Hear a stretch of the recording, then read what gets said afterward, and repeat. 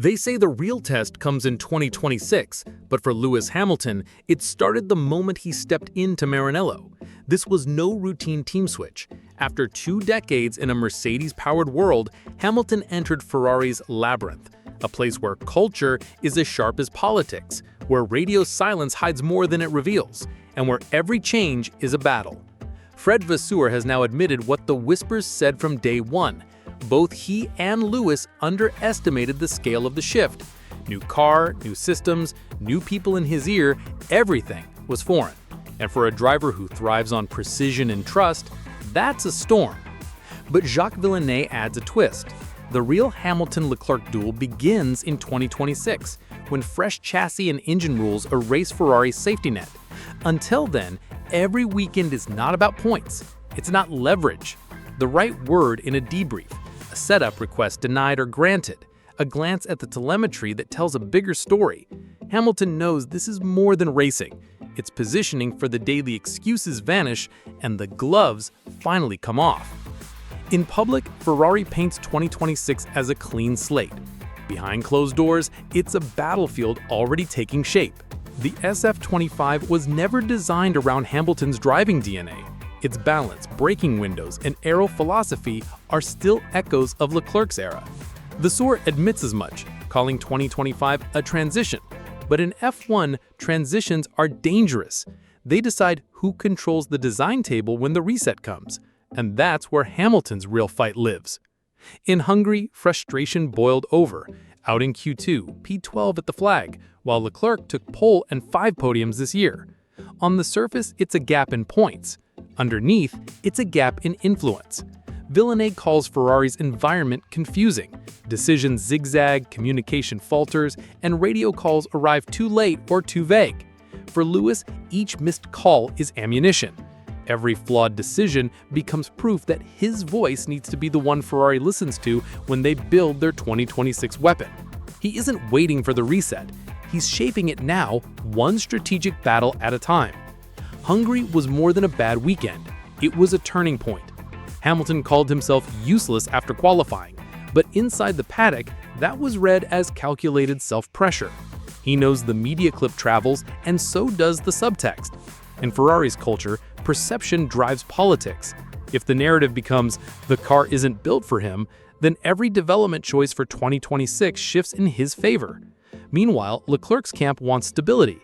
The current design suits his aggressive, rotation-heavy style. Any major shift risks neutralizing his edge.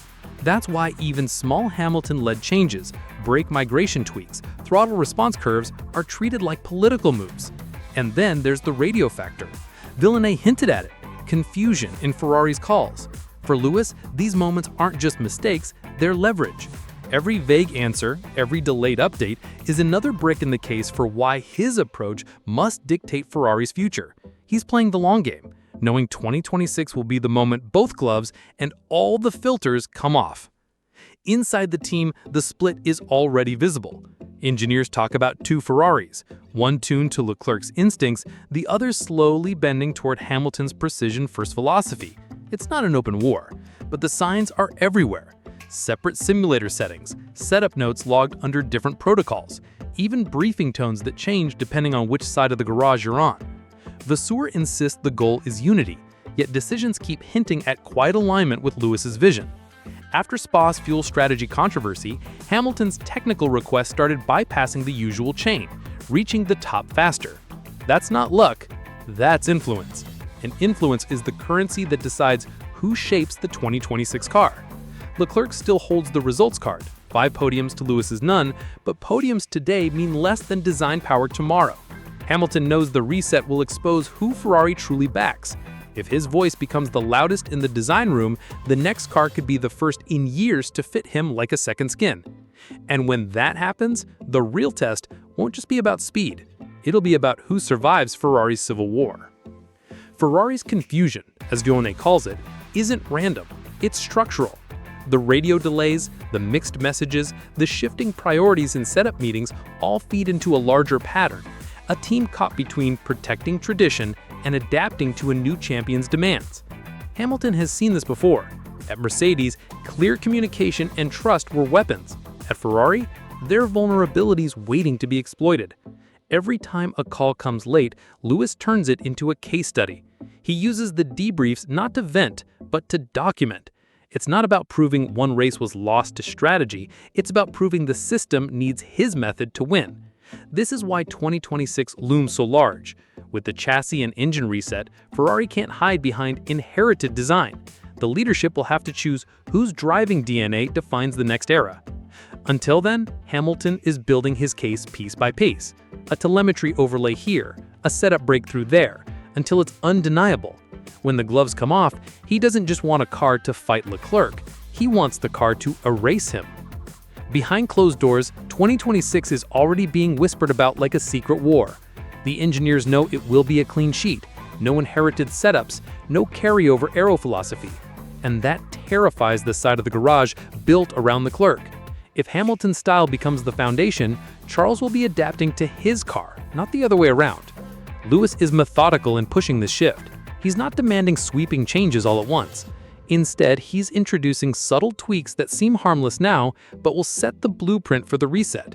Steering response recalibration, brake modulation curves, torque delivery patterns. These details may seem small in isolation, but in F1, they define the car's character. Villeneuve's prediction of a real test in 2026 isn't just about performance, it's about political survival.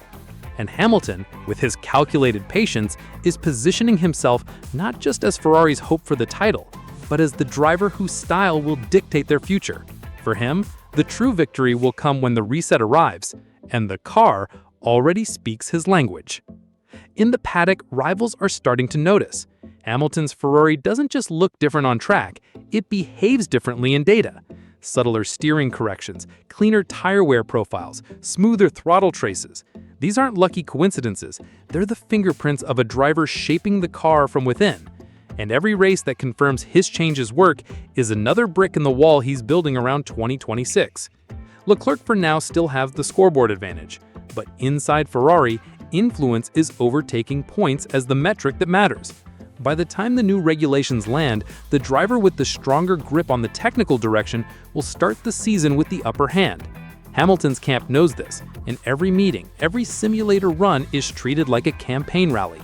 Villeneuve's warning that the real test is coming might sound like a challenge, but to Lewis, it's an opportunity, because when that test arrives, it won't be on equal terms. The battle will be fought in a car he's been quietly sculpting for 2 years, and when he wins then, it won't just be against Leclerc, it'll be against Ferrari's old self. The public sees a struggling debut season. The insiders see a slow, deliberate takeover. Hamilton isn't in Maranello just to adapt, he's there to reprogram it. Every setback this year is filed away.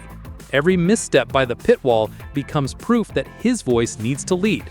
By the time 2026 arrives, the real test Villeneuve talks about will be staged on Hamilton's terms. Leclerc will step into a car defined by 2 years of quiet battles over brake balance, aero balance, and strategy philosophy. And in that moment, the scoreboard from 2025 will mean nothing. The only thing that will matter is whose vision Ferrari chose to build around. This is why Lewis isn't panicking over the gap in points. He's not racing for 2025. He's racing through it, using each Grand Prix as another step in reshaping the Scuderia. And when the reset comes, the gloves will come off, the politics will end, and the fight will be pure. The real question isn't whether Hamilton will be ready, it's whether Ferrari will be ready for him.